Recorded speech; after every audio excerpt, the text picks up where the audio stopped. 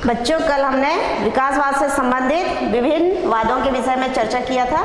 आज हम विकास में चयन की क्या भूमिका होती है या प्राकृतिक वर्ण किस प्रकार विकास में सहायता करता है, इसके बारे में चर्चा करेंगे।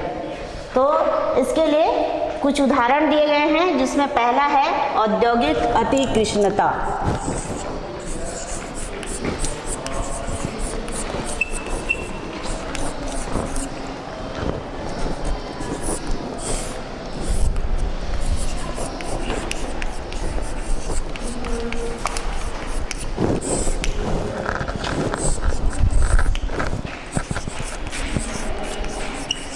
अतिकृष्णता का अर्थ है अतिकृष्णता का अर्थ लिया गया है चमड़े के कालेपन से, या चमड़े का कलर जो है काले कलर का होता है।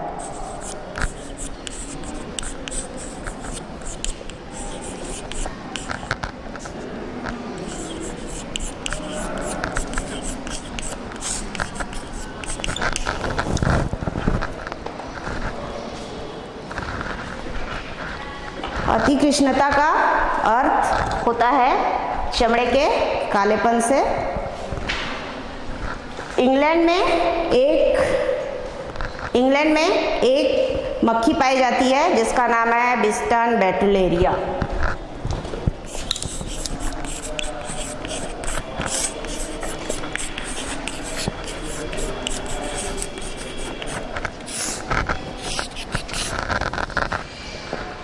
कीट का नाम बिस्टन बेटुलेरिया, जो भूरे रंग का होता है। मतलब इसकी त्वचा जो है किस पर कलर की होती है? भूरे कलर की होती है। और ये वहाँ अर्थात इंग्लैंड में पाए जाने वाले पेड़ पौधों में आसानी से छिप सकता है और शत्रुओं से अपनी बचाव कर सकता है। इन्हीं भूरे रंग के कीड़ों में उत्परिवर्तन की क्रिया हुई, जिसके फलस्वरूप भूरे रंग से कुछ काले रंग की प्रजाति उत्पन्न हुए। पहले ये किस कलर के थे? भूरे रंग के। उत्परिवर्तन की क्रिया हुई, जैसे कि कल मैं बताई थी आप लोगों को। उत्परिवर्तन का अर्थ होता है जीवों में होने वाली ऐसी परिवर्तन जो अचानक होता है, और अचानक हुए परिवर्तन से जीन की संरचना जो है परिवर्तित होती है। तो भूरे रंग की जो कीट है उसमें उत्परिवर्तन की क्रिया होती है, जिसके फलस्वरूप भूरे रंग में से कुछ कीट काले रंग की प्रजाति अर्थात काले रंग की बिस्टन बेटुलेरिया में परिवर्तित हो जाते हैं, या भूरे रंग से काले रंग वाले कीट की उत्पत्ति हुई।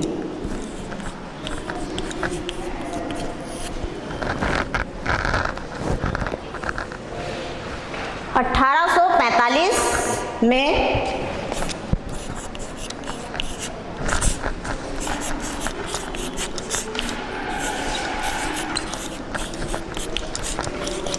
इंग्लैंड में औद्योगिक क्रांति हुई।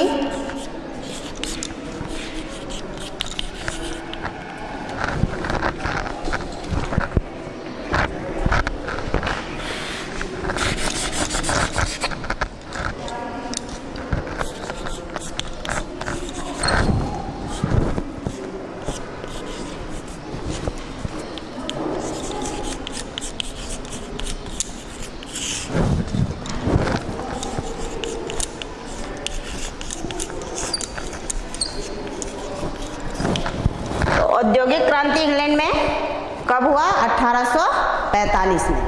और उस समय विद्युत का आविष्कार नहीं हुआ था, इसलिए उद्योगों में कोयले का उपयोग किया जाता था। कोयले के उपयोग से धुआं जो है वातावरण में अधिक हो गया। मतलब औद्योगिक क्रांति के फलस्वरूप, क्योंकि वहां पे हम किसका उपयोग कर रहे हैं? कोयला का।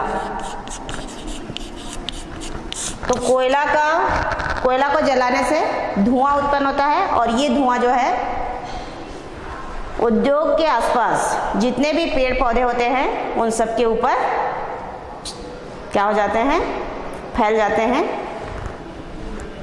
जिससे ये जो भूरे रंग का कीट था वो काले रंग के वातावरण में अपने आप को छुपा नहीं पाता था और उसके शत्रु अर्थात जो पक्षी होते थे उसको आसानी से खा जाते थे। ठीक है, अब इसके बाद धीरे धीरे विस्टर्न बेटुलेरिया की जो कीट है उनकी संख्या कम होने लगी। कम संख्या होने से जो काले रंग के कीट थे जो कि उत्परिवर्तन के कारण उत्पन्न हुए हैं वे धीरे धीरे मतलब एक या दो उनकी जो संख्या थी वे अपनी संख्या प्रजनन के द्वारा बढ़ाते गए, जिससे भूरे रंग वाले कीट की संख्या जो है धीरे धीरे बढ़ती गई और उनकी संख्या लगभग 90% हो गई। पहले वातावरण में केवल भूरे रंग के कीट थे, लेकिन औद्योगिक क्रांति के पश्चात भूरे रंग वाले कीटों की संख्या कम हुई क्योंकि उनके शत्रु जो है उनको आसानी से काले वातावरण में खा लेते थे, अलग से वो पहचान में आ जाते थे, इसलिए उनको खा जाते थे और उनकी संख्या धीरे धीरे कम होने लगी। और उसी समय उत्परिवर्तन के कारण उत्पन्न हुए काले रंग के कीट अपनी संख्या बढ़ाने लगे क्योंकि वो वातावरण जो है उनके अनुकूल था। इसके पहले बताए थे कि डार्विनवाद के अनुसार जीव अपने आप को वातावरण के अनुकूल ढाल लेता है या परिवर्तित करता है तभी जीवित रहता है, अन्यथा वो क्या हो जाता है, मर जाता है। तो वातावरण के अनुकूल होने के कारण काले रंग के कीटों की संख्या धीरे धीरे बढ़ने लगी और वो कितनी हो गई, 90% के आसपास हो गई और विस्टर्न बेटुलेरिया की संख्या बहुत कम रह गई थी। इसके पश्चात बिजली और तेल मतलब विद्युत का आविष्कार हुआ, वैसे खनिज तेलों का उपयोग होने लगा।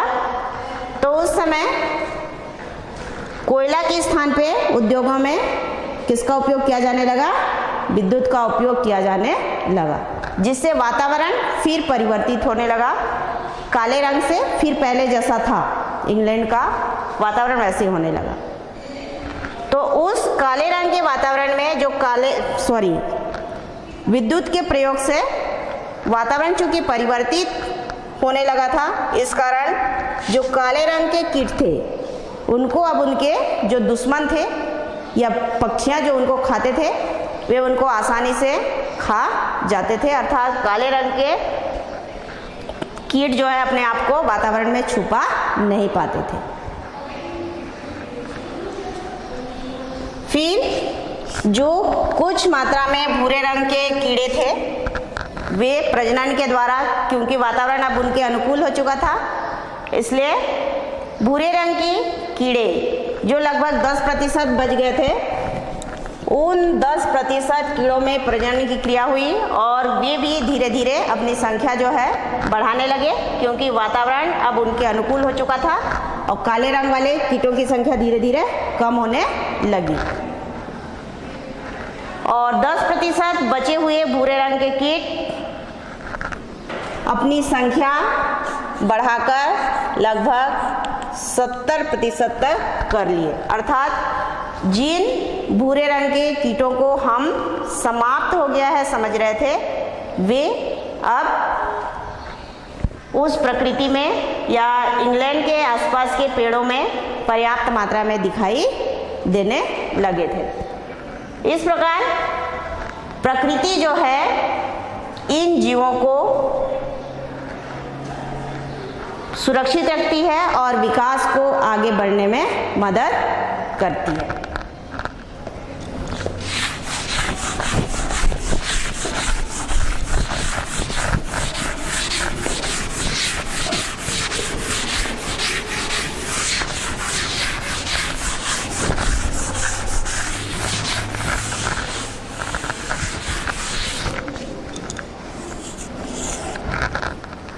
दूसरा उदाहरण हम औषधि प्रतिरोधकता का ले सकते हैं।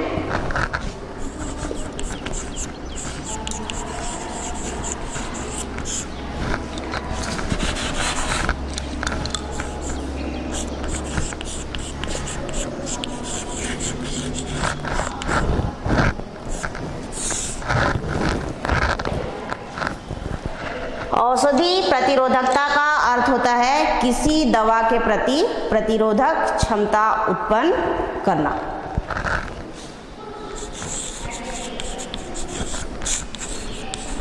जो भी दवाई या कीटनाशक डाला जाता है उस दवा के प्रति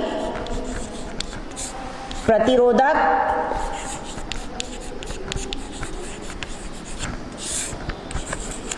शक्ति या क्षमता का विकास।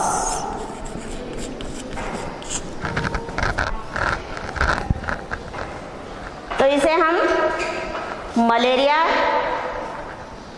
मच्छर चूंकि प्रकृति में बहुत अधिक मात्रा में पाए जाते हैं, इसके उदाहरण से हम समझ सकते हैं।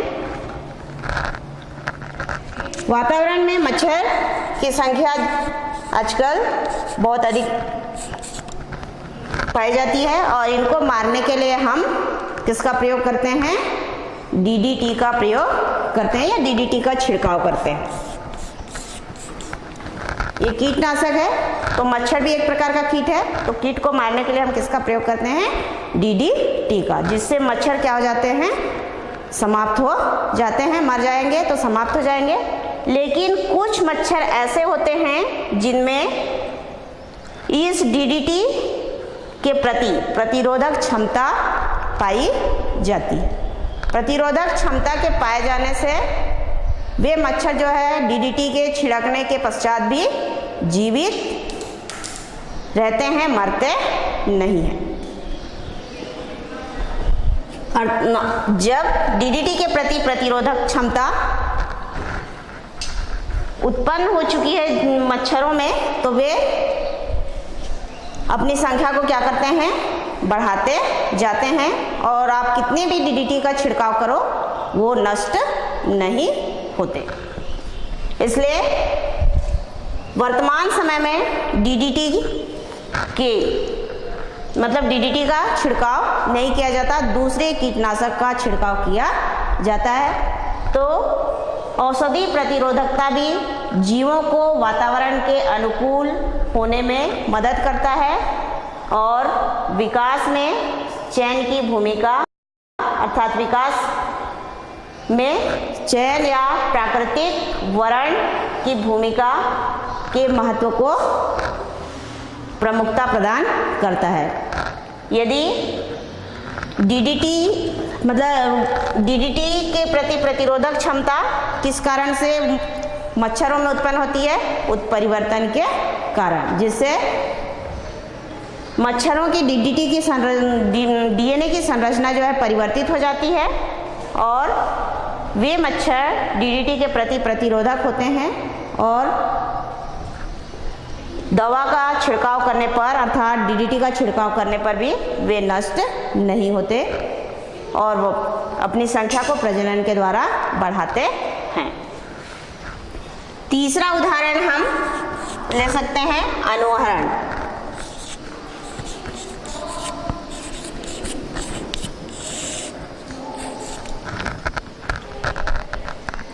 अनुहरण में जीव अपने अंग, रचना, रूप, आकार को परिवर्तित कर लेता है और परिवर्तन क्यों करता है? अपने शत्रुओं से बचने के लिए या वातावरण में बदलाव होता है तो उस बदले हुए परिस्थिति में अपने आप को ढालने के लिए जीव जो है अपने रंग, रूप, आकार में परिवर्तन करते हैं और शत्रुओं से अपना बचाव करते हैं और अपनी संख्या बढ़ाते हैं। बढ़ाएंगे कैसे? उनमें प्रजनन की क्रिया होगी जिससे उनकी संख्या क्या होगी? बढ़ेगी। तो यह क्रिया कहलाती है अनुहरण। अनुहरण को हम सीकल सेल एनीमिया के उदाहरण से या दात्र कोशिका अरक्तता से समझ सकते हैं।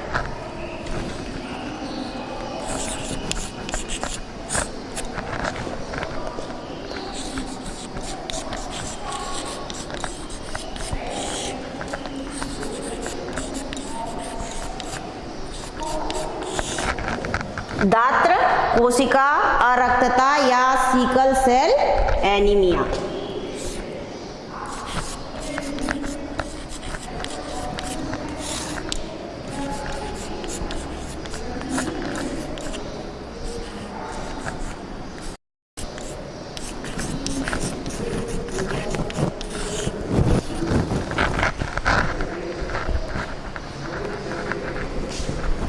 आप लोग सिकलिंग का नाम सुना होगा, सुना है? तो सिकलिंग की बीमारी जो होती है वो किसके कारण होती है? दात्र कोशिका के कारण। अर्थात कोशिका का आकार जो है सिकल, सिकल मीन्स हंसिया, हंसिया को इंग्लिश में क्या कहते हैं? सिकल कहते हैं। तो जो हीमोग्लोबिन होती है उसका आकार कैसा हो जाता है? सिकल के समान हो जाता है, जिससे शरीर में हीमोग्लोबिन की कमी हो जाती है। हीमोग्लोबिन की क्या होती है? कमी हो जाती है। और कौन सा रोग उत्पन्न होता है? एनीमिया रोग, अर्थात शरीर में रक्त की क्या हो जाती है? कमी हो जाती है। और कभी कभी रक्त की बहुत अधिक कमी होने के कारण व्यक्ति की क्या हो सकती है? मृत्यु भी हो सकती है। अब सिकल सेल कैसा होता है वो देखें।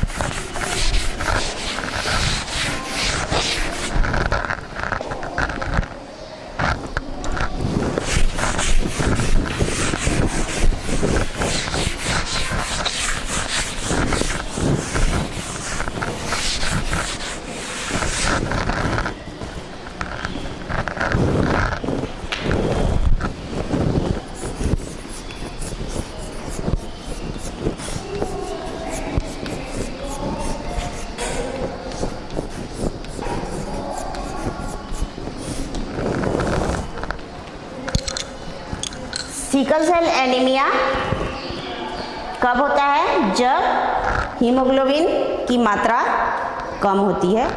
और हीमोग्लोबिन की मात्रा कब कम होगी? जब हीमोग्लोबिन जो है कौन से आकार का होता है? Sickle cell. जो हमारे शरीर में जो रक्त होता है उसमें रक्त कणिकाएं पाई जाती हैं। उन रक्त कणिकाओं में एक रक्त कणिका है आरबीसी या लाल रक्त कणिका।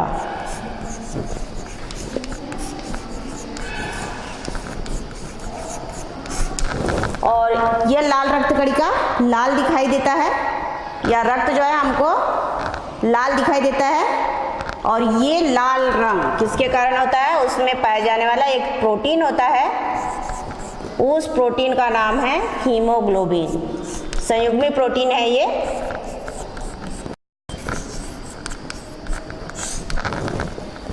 हीमोग्लोबिन के कारण लाल रक्त कणिकाएं कैसी होती हैं? लाल हीमोग्लोबिन के कारण रक्त जो है लाल दिखाई देता है। और सामान्य हीमोग्लोबिन जो एक सामान्य मनुष्य है, और हीमोग्लोबिन भी कैसा है? सामान्य है, तो उसका आकार होता है गोल। सामान्य हीमोग्लोबिन का आकार कैसा होगा? गोल होगा। और इस हीमोग्लोबिन में पर्याप्त मात्रा में ऑक्सीजन पाया जाता है। क्योंकि ऑक्सीजन का परिवहन किसके द्वारा होता है? हीमोग्लोबिन के द्वारा ही होता है। तो गोलाकार हीमोग्लोबिन में प्रचुर मात्रा में ऑक्सीजन पाई जाती है। लेकिन जो sickle cell anaemia, sickle cell RBC है, लाल रक्त कणिका, उसके हीमोग्लोबिन में O2 की कमी होती है। जो हंसियाकार आरबीसी का आरबीसी होगा या लाल रक्त कणिका होगा, उसमें ऑक्सीजन की कमी हो जाती है। ऑक्सीजन की कमी होने के साथ साथ जो हीमोग्लोबिन है उसकी मात्रा भी शरीर में कम होती है, जिससे एनीमिया या अरक्तता उत्पन्न होती है शरीर में। और जब रक्त की कमी बहुत ज़्यादा होती है तो व्यक्ति की मृत्यु हो सकती है। लेकिन इसके पहले कुछ और बता दूं, ये इस प्रकार का मतलब सिकल के आकार का या हंसिया के आकार का कैसा होता है। हीमोग्लोबिन में 4 श्रृंखलाएं होती हैं पॉलीपेप्टाइड की। हीमोग्लोबिन को शॉर्ट फॉर्म में HB कहा जाता है। तो HB में पॉलीपेप्टाइड की 4 श्रृंखलाएं होती हैं।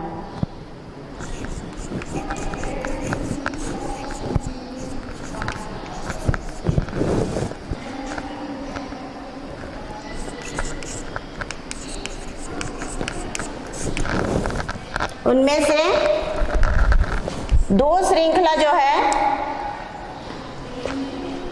अल्फा श्रृंखला और 2 बीटा श्रृंखला से संबंधित होती है।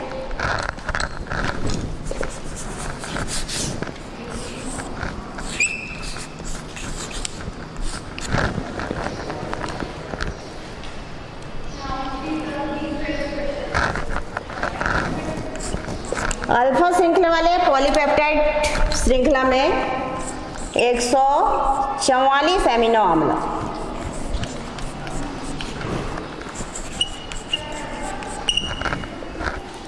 पाए जाते हैं और बीटा श्रृंखला में 146।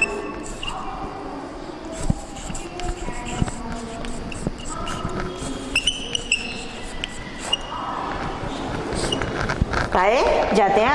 अल्फा श्रृंखला में जो है वो 144 एमिनो अम्ल से बनता है और बीटा श्रृंखला 146 एमिनो अम्ल से बनता है।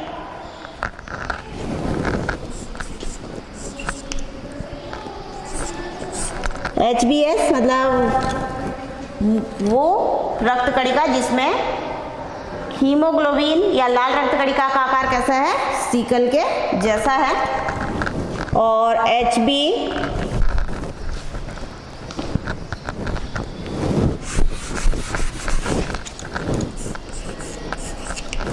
ये सामान्य रक्त कणिका है जिसकी आकार जो है गोलाकार होती है।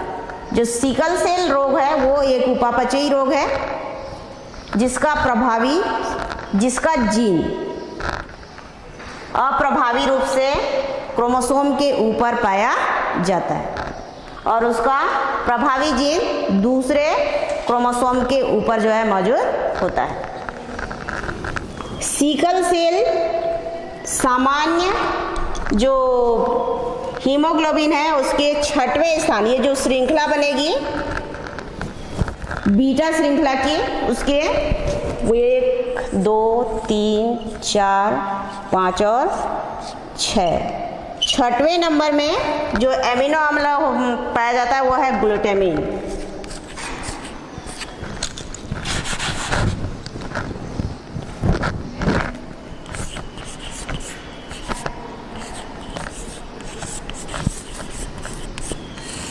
और पहले नंबर में जो एमिनो अम्ल रहता है वो है वैलिन। तो अल्फा तथा बीटा श्रृंखला में जो एमिनो अम्ल की श्रृंखला होती है उसमें पहले क्रम में वैलिन मौजूद रहता है। उसी प्रकार से यहाँ पर लियोसिन, थायरोनिन आदि एमिनो अम्ल होते हैं और 6वें क्रम में जो सामान्य हीमोग्लोबिन है उसमें ग्लूटामिन नामक एमिनो अम्ल पाया जाता है।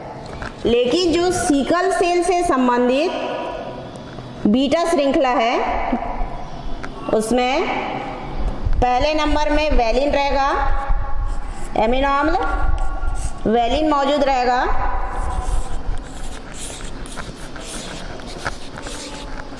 और 6वें नंबर में भी यहाँ पे वैलिन एमिनो अम्ल ही मौजूद होता है। यहाँ केवल एक है, यहाँ पे एक वैलिन और 6वें में ग्लूटामिन, जबकि जो सिकल सेल वाला श्रृंखला है बीटा श्रृंखला HB का पॉलीपेप्टाइड श्रृंखला का, उसमें पहले और 6वें नंबर पे वैलिन पाया जाता है, जिसके कारण ये दोनों आपस में जुड़ जाते हैं और पिचक जाते हैं।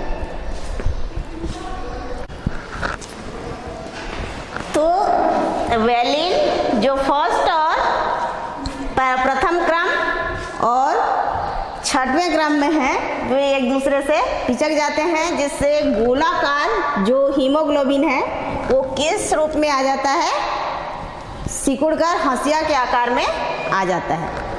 और ये सिकल सेल एनीमिया, मलेरिया किससे फैलता है?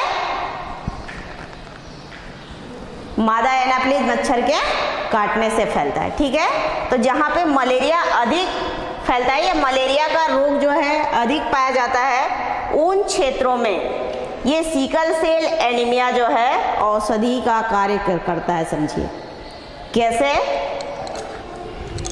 जो सामान्य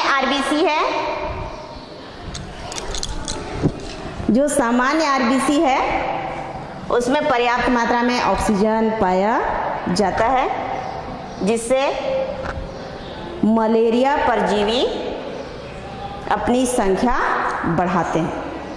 लेकिन जो सिकल सेल युक्त लाल रक्त कणिका है, उसमें ऑक्सीजन की कमी होती है, इसलिए मलेरिया के परजीवी जो है इसमें विकसित नहीं हो पाते। इसलिए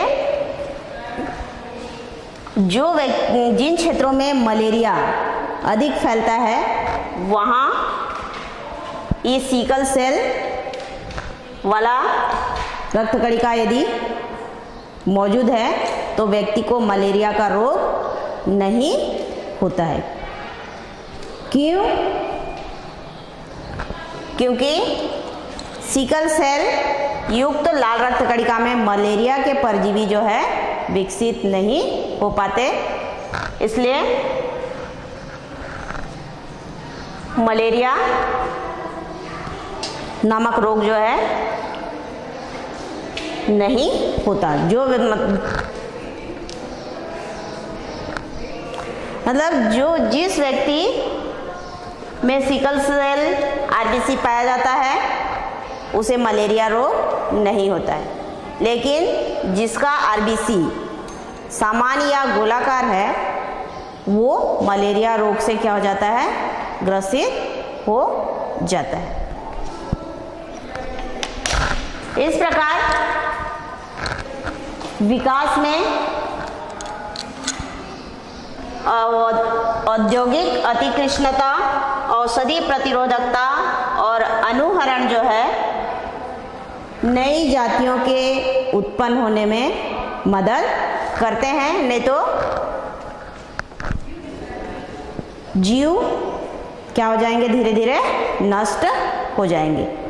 और वो जीवों को सुरक्षित रखने में इसलिए मददगार होते हैं क्योंकि उसमें कौन सी क्रिया होती है, उत्परिवर्तन की क्रिया होती है, जिससे जीवों की जीन संरचना परिवर्तित होती है। जीन संरचना के परिवर्तन से नए लक्षण जीवों में बनते हैं और जीवों को बदले हुए वातावरण में जीवित रहने के लिए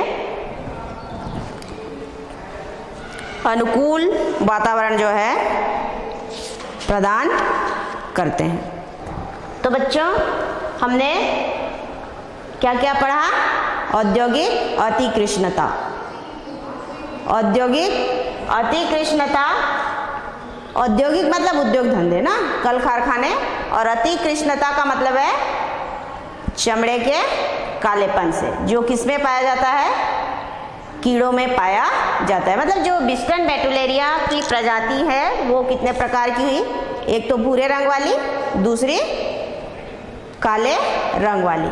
भूरे रंग वाली जो कीट है अब कब वातावरण के अनुकूल थे, जब विद्युत का प्रयोग किया जाने लगा उद्योगों में, जबकि काले रंग के कीट वातावरण के प्रति कब अनुकूलित थे, जब उद्योगों में किसका उपयोग किया जाता था, कोयला का उपयोग किया जाता था।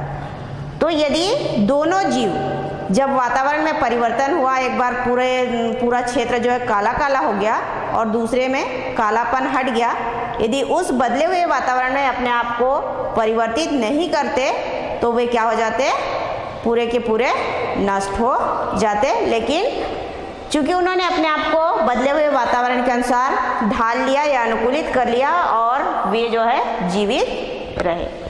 उसी प्रकार से दूसरी औषधि प्रतिरोधकता, इसमें कोई भी जीव किसी भी दवा के प्रति अपने शरीर में क्या उत्पन्न कर लेता है, प्रतिरोधक क्षमता, मतलब रोगों से लड़ने की क्षमता उत्पन्न करता है और अपने आप को इस प्रकृति में बनाए रखता है। अनुहरण या अनुकृति, जिसमें जीव अपनी रक्षा के लिए या अपने आप को वातावरण के अनुसार परिवर्तित करने के लिए अपने रंग, रूप, आकार में परिवर्तन करता है और सुरक्षित रहता है। जैसे आप लोग गिरगिट देखे होंगे, उसका कलर क्या होता है, चेंज होता है, ठीक है।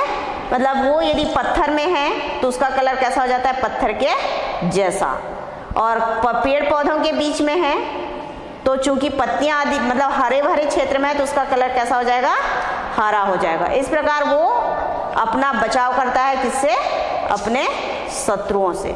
अगर वो अपना कलर परिवर्तित नहीं करेगा तो दूसरे की जो जानवर हैं जो उनको मार के खाते हैं वो क्या कर सकते हैं, उसको मार के खा सकते हैं। तो अनुहरण की क्रिया के द्वारा जीव जो है अपने आप को क्या करते हैं, सुरक्षित रखते हैं। आज का पाठ यहीं पे समाप्त होता है। धन्यवाद।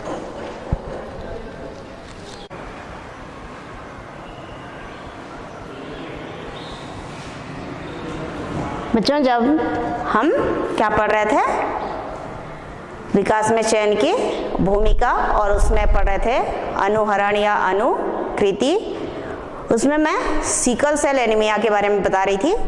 और सिकल सेल एनीमिया में जो हीमोग्लोबिन होता है उसकी जो श्रृंखला होती है, अल्फा श्रृंखला और बीटा श्रृंखला, तो बीटा श्रृंखला की जो संरचना बताए थे उसमें आपको क्या करना है, सुधार करना है। तो उसको आप लोग सुधार लेंगे।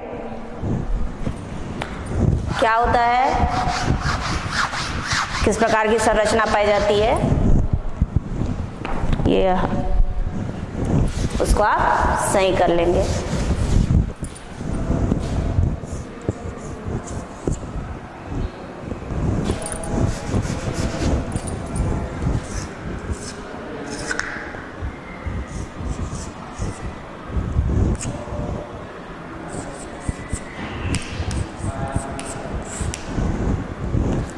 जैसे बीटा श्रृंखला HbS, जो सिकल सेल वाला हीमोग्लोबिन है, उसके लिए श्रृंखला में जो प्रोटीन्स पाए जाते हैं उसको इधर लिखेंगे, या अमीनो अम्ल जो पाई जाती है उसको यहाँ लिखेंगे, और इस साइड में अपन क्या लिखेंगे, सामान्य हीमोग्लोबिन के बीटा श्रृंखला में पाए जाने वाले एमिनो अम्ल की स्थिति।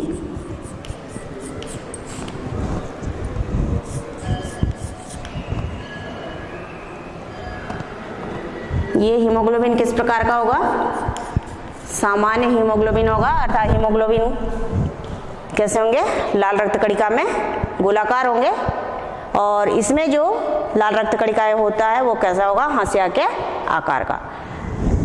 तो एमिनो अम्ल की जो श्रृंखला पाई जाती है उसको लिख लें।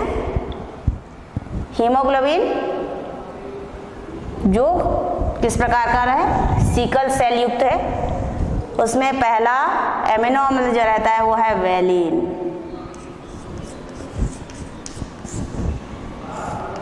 दूसरा हिस्टिडीन,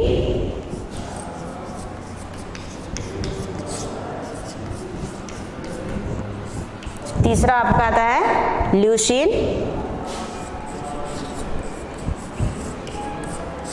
चौथा एमिनो अम्ल भी क्या होता है, ल्यूसीन होता है, पांचवा थायरोनिन, थ्रोयोनिन या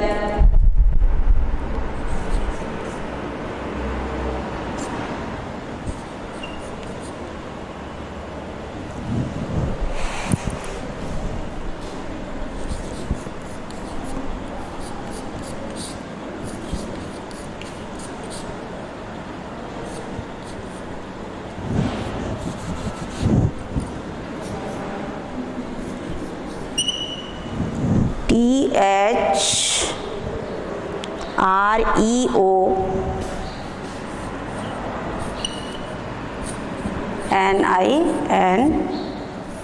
उसके नीचे प्रोलीन, उसके नीचे जो अमीनो अम्ल स्थित होती है वह है वेलिन,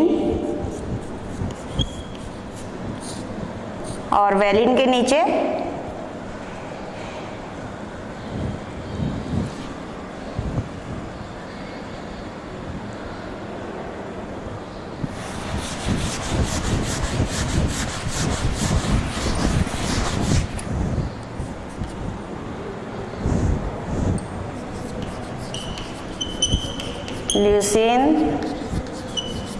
ल्यूसीन,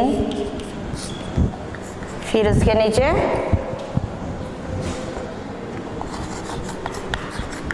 थायरोनिन या THREONIN,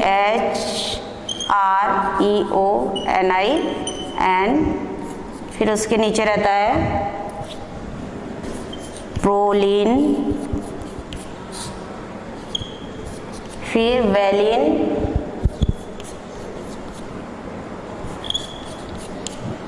ग्लूटामिक अम्ल,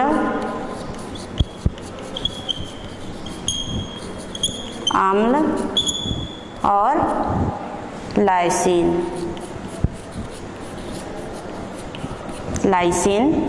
एमिनो अम्ल। पहला, दूसरा, तीसरा, चौथा, पांचवा, छठवां, और ये सातवां, आठवां, फिर नौवां। लाइसिन किस में है, कौन से नंबर में है? 9वें नंबर में। दूसरे श्रृंखला में जो सामान्य हीमोग्लोबिन जो होती है उसमें पहला जो एमिनो अम्ल रहेगा वो रहेगा वेलिन, दूसरे नंबर में हिस्टिडीन, तीसरे नंबर में ल्यूसीन, चौथे नंबर में फिर से ल्यूसीन, पांचवें नंबर में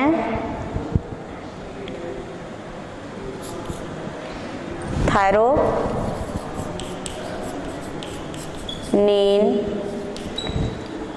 या THREONIN,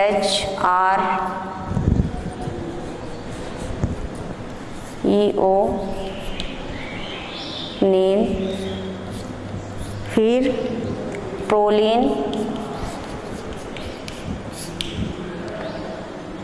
यहाँ पे आएगा आपका वेलिन, प्रोलीन के बाद वेलिन, फिर ग्लूटामिक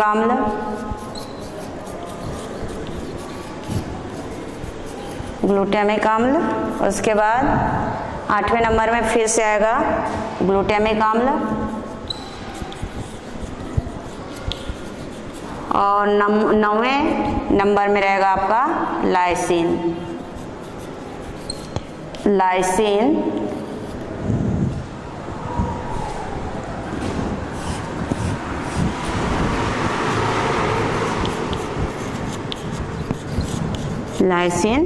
एमिनो अम्ल।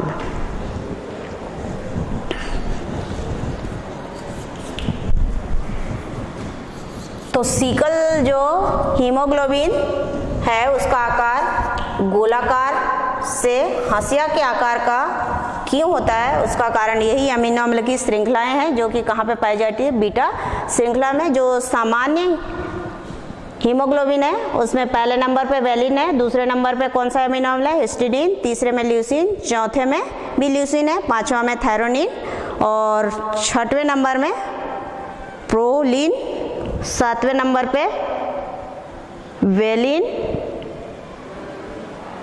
आठवें नंबर है ग्लूटामिक अम्ल, सॉरी यहाँ गड़बड़ हो रहा है, first, second, third, fourth, fifth, 6, 7, फिर यहाँ पे पहला, दूसरा, तीसरा, चौथा, पांचवा, छठा, सातवां, आठवां।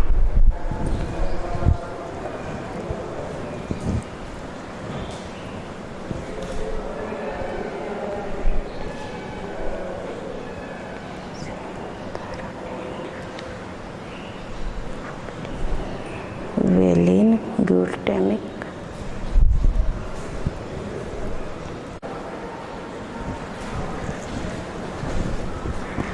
तो यहाँ पे अमीनो अम्ल की संख्या, शायद मैं गलत लिखूँ इसलिए संख्या ज़्यादा हो रहा है, इसको फिर से देख लें। Valine, histidine, leucine, threonine, proline. अच्छा, यहाँ पे सुधार लीजिए। 7वें नंबर में आएगा आपका ग्लूटामिक अम्ल।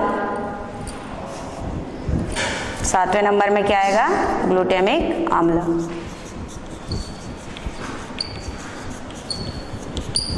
ये हो गया आपका 7वां। फिर 8वें नंबर में फिर से ग्लूटामिक अम्ल रहेगा।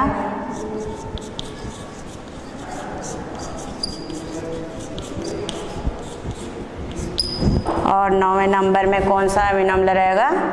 लाइसिन।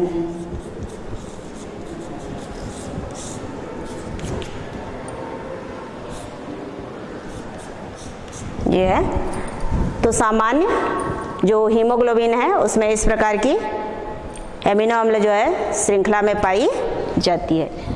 लेकिन जो सिकल सेल युक्त जो हीमोग्लोबिन है, जिसमें उसका आकार कैसा होता है? गोलाकार न रह के हीमोग्लोबिन का आकार कैसा रहता है? हंसिया के आकार का।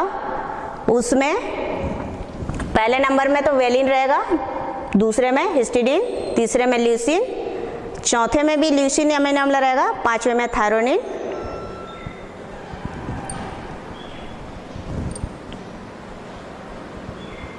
हाँ पांचवें में थायरोनिन, छठवें नंबर पे क्या रहेगा आपका? प्रोलिन, सातवें नंबर पे वेलिन और आठवें नंबर में आपका है ग्लूटामिक अम्ल और 9वें नंबर में कौन सा है? लाइसिन अमीनो अम्ल। तो यहाँ पे वेलिन की स्थिति जो सिकल सेल वाला है उसमें 7वें नंबर में बीटा श्रृंखला में कौन सा अमीनो अम्ल है? वेलिन। जबकि सामान्य जो हीमोग्लोबिन है या आरबीसी है उसके 7वें नंबर में कौन सा अमीनो अम्ल पाया जाता है? ग्लूटामिक अमीनो अम्ल पाया जाता है। तो यहाँ पे जो सिकल सेल युक्त आरबीसी है उसमें पहले नंबर और 7वें नंबर के अमीनो अम्ल एक जैसे हैं, अर्थात इस फर्स्ट नंबर में भी कौन है? वेलिन स्थित है और 7वें नंबर भी वेलिन, जिसके कारण ये दोनों अणु आपस में क्या हो जाते हैं? चिपक जाते हैं, जिससे गोलाकार जो गोलाकार आरबीसी जो है वो चिपक कर कैसा हो जाता है? हंसिया के आकार का हो जाता है और जिसकी वजह से रक्त में हीमोग्लोबिन की मात्रा क्या हो जाती है? कम हो जाती है। तो बच्चों ये जो अमीनो अम्ल की श्रृंखला है उसको आप लोग सुधार लेंगे। इसके पहले मैं 6वें स्थान में वेलिन की पोजीशन बताई थी, किसमें? सिकल सेल युक्त हीमोग्लोबिन में, या हीमोग्लोबिन जिसमें पाया जाता है आरबीसी में पाया जाता है, उसकी स्थिति कहाँ पे है? 7वें नंबर पे। तो 6वें नंबर पे जो पहले बताया गया था उसको सुधार लेना। वेलिन की पोजीशन को उसको कहाँ रखोगे? 7वें नंबर पे। ठीक है।